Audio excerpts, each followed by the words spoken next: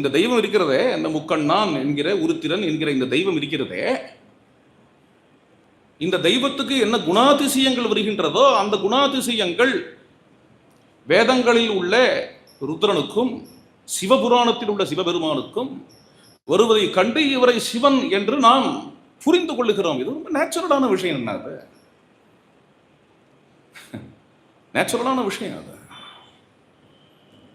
இதை நம்ம பாகுபடுத்தி இது இது இது எல்லாத்தையும் பிரித்து பிரித்து பார்க்கணும். இவர்கள் சேர்ந்து விட்டால் இவர்களுடைய வலு ஜாஸ்தியாகிவிடும், இவர்களுடைய கருத்துக்களை ஒட்டுமொத்தமாக ஒழித்து கட்ட வேண்டும் என்கின்ற ஒரு விஷமத்தனத்தால் கட்டமைக்கப்பட்ட பல விஷயங்கள் இங்கு அலைந்து கொண்டிருக்கின்றன.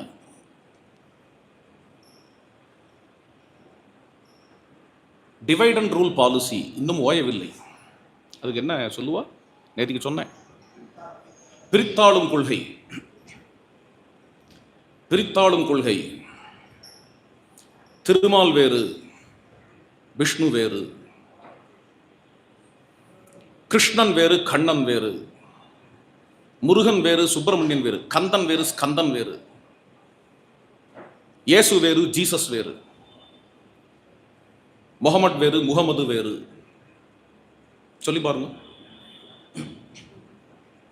குரான் வேறு, திருக்குர்ஆன் வேறு, பைபிள் வேறு, விவிலியம் வேறு.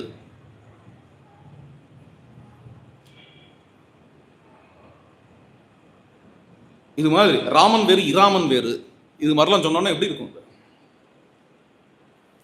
எனக்கு நேரம் இல்லை. இருக்கிற நேரத்தில் கொஞ்ச நாள் பேசினேன். ஒவ்வொரு தெய்வத்தையும் எடுத்து நிரூபிக்க முடியும். சங்க பாடல்களை வைத்துக்கொண்டு, சங்கத்தொகையை வைத்துக்கொண்டு, எந்த முருகன் அல்லது எந்த ஸ்கந்தன் ராமாயண மகாபாரதங்களில் வருகிறாரோ, எந்த ஸ்கந்தன் காளிதாசனுடைய குமார சம்பவத்தில் வருகிறாரோ, எந்த ஸ்கந்தன் ஸ்கந்த புராணத்தில் வருகிறாரோ, சம்ஸ்கிருத ஸ்கந்த புராணத்தில், அதே ஸ்கந்தன் தான், அதே கந்தன் தான் திருமுருகாற்றுப்படையிலும் வருகிறார். எந்த கந்தன் திருமுருகாற்றுப்படையில் வருகிறாரோ அவரே தான் ராமாயண மகாபாரதங்களிலும் ஸ்கந்த புராணத்திலும் குமார சம்பவத்திலும் வருகிறார். இதை நிரூபிக்க முடியும். ஆரம்பத்திலேருந்து அந்த கதை எடுத்து திருமுருகாற்றுப்படையில முருகப்பெருமானை பற்றி வரும்பொழுது எப்படி இமயத்தில் பிறந்தார்ங்கிறதுல ஆரம்பம், எப்படி முக்கட்பிரானுக்கு பிறந்தார் என்கிறதுலேருந்து ஆரம்பம். அது ஒவ்வொன்றும் ஒவ்வொன்றும் பொருந்தும். எதற்காக இது சொல்ல வரேன் என்றால், நம்மை பிரித்தாளும் கொள்கை உடையவர்கள் சில துஷ்பிரச்சாரங்கள் செய்வார்கள்.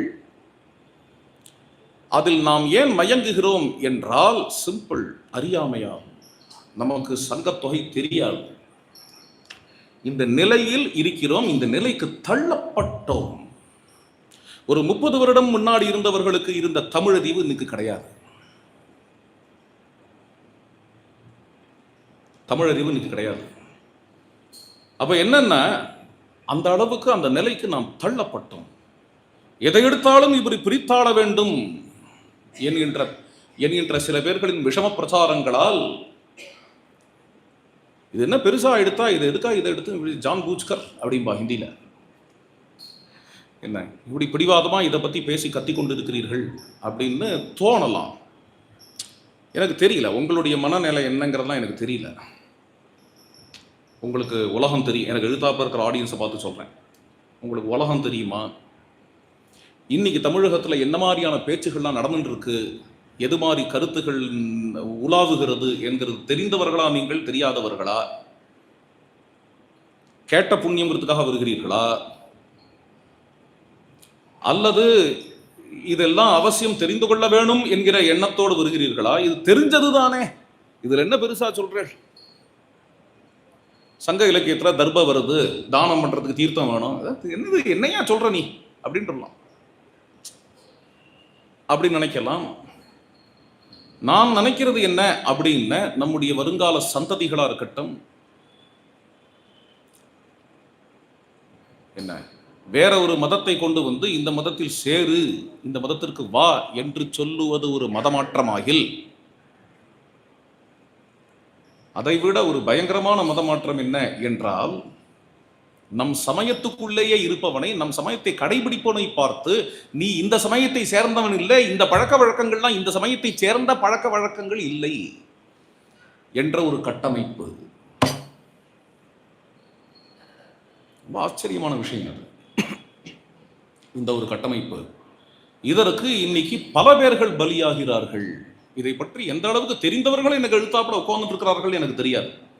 அதை மனதில் கொண்டுதான் இவ்வளவும் பேசினேன். இந்த ஒரு 4 நாட்கள் அல்லது 5 நாட்கள் பிரசங்கம் இங்கே அழகாக அமைஞ்சது. இப்படி ஒரு 5 நாட்கள் இதை எடுத்து நான் பேசியவனும் இல்லை. யூடியூப்பில் பேசியிருக்கேங்கிறதுலாம் வேற. யூடியூப்பில் ஏதோ பதிவு செய்தேன் அந்த நாளில், பல வருஷங்கள் முன்னாடி, கொரோனா சீசனில் நினைக்கிறேன், யூடியூப்பில் பதிவு செய்தேன். இப்போதான் முதல்ல இது மாதிரி ஒரு உபன்யாசம் 5 நாளைக்கு இதை எடுத்து, சங்க இலக்கியத்தின் சமயம் இது, இன்னும் வைணவம் செய்வதற்கே போலனா, சங்க இலக்கியத்தின் சமயம் எது 2 நாள், திருக்குறளின் சமயம் எது, இந்த 2 விஷயங்களையும் எடுத்து பேசியிருக்கேன். இது தலைப்பாக கொடுத்தேன். திருவாளர் பாலு அவர்கள் வந்து கேட்கும் பொழுது அவரிடத்துல தலைப்பாக கொடுத்தேன்.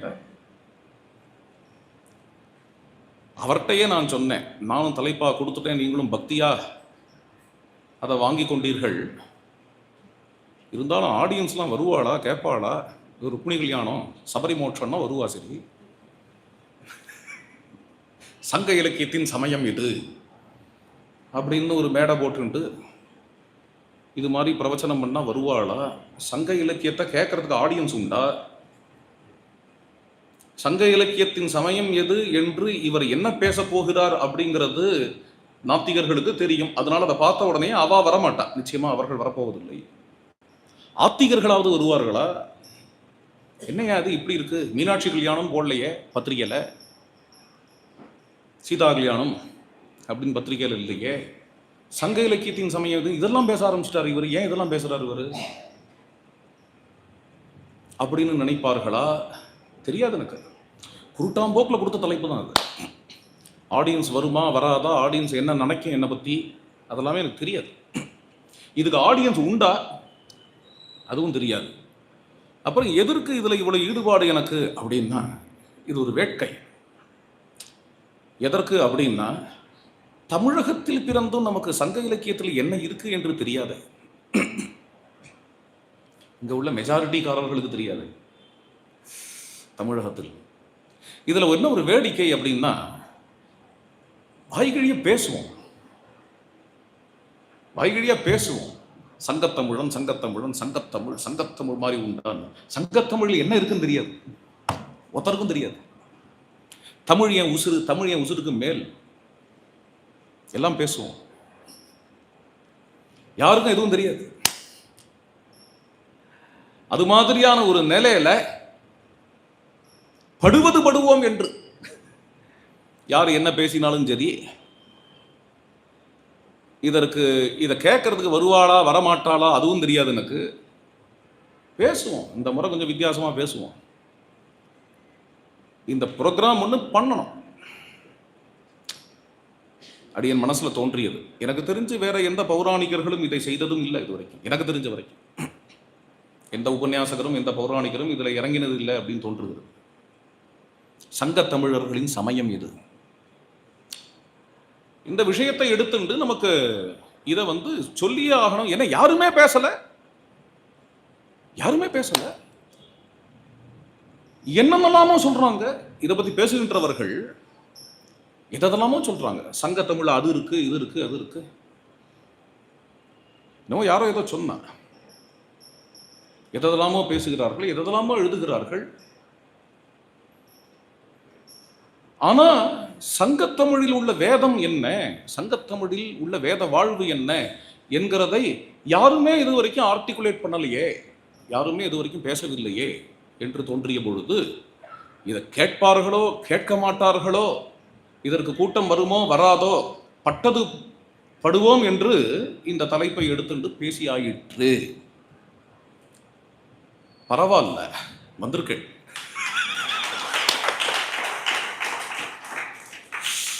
வந்தது மட்டும் இல்ல, 2 மணி நேரம் தாண்டி போனாலும்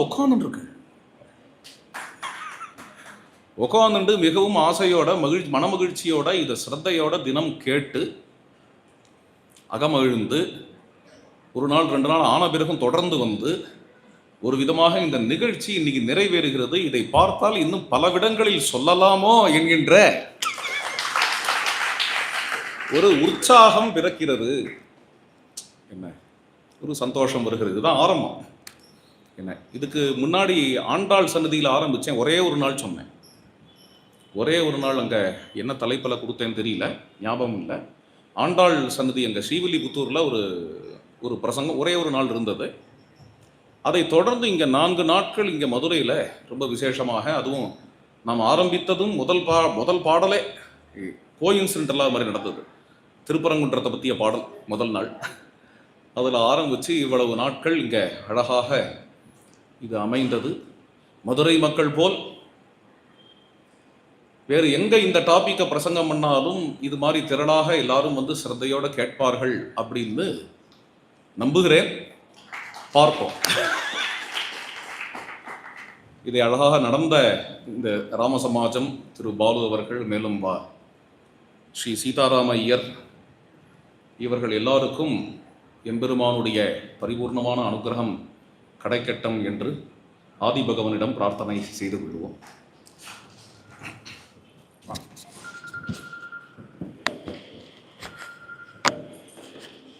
ஓம் ஆனந்தோ பிரம்மே திவ்யஜானாத் ஆனந்தோத்யேவ கல்விமானி பூதானி ஜாயந்தே ஆனந்தேன ஜாதானி ஜீவந்தி ஆனந்தம் பிரயந்தபிசம்விஷந்தேதி சைஷா பார்கவீவருணி வித்யா பரமேவ்யோ மன்பிரதிஷ்டிதா ய ஏவம் வேத பிரதிதிஷ்டதி அன்னபானன்னாதோ பவதி மகான் பவதி பிரஜயா பசுபிர்ப்ரம்மவர்த்தசேன மகான் கீர்த்யா தத்விஷ்ணோः பரமம் பதகம் சதா பஷ்யந்தி சூரயः திவி பசக்ஷுராததம் தத்விப்ராசோ விபன்யவோ ஜாகிருவாகும் சுஸ்ஸமிந்ததே விஷ்ணோர்யத்பரமம் பதம்.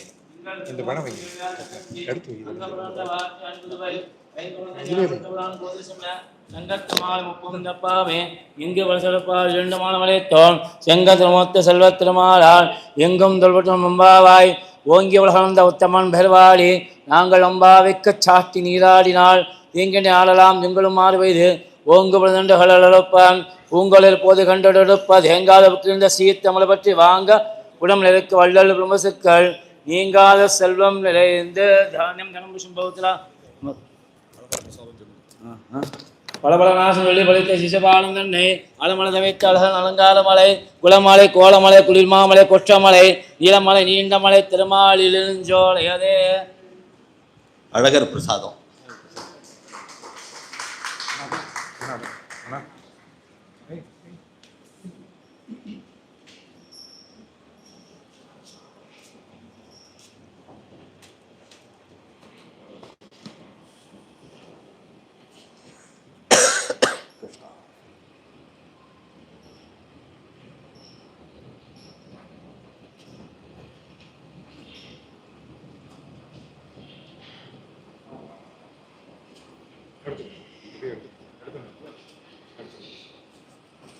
எடுத்து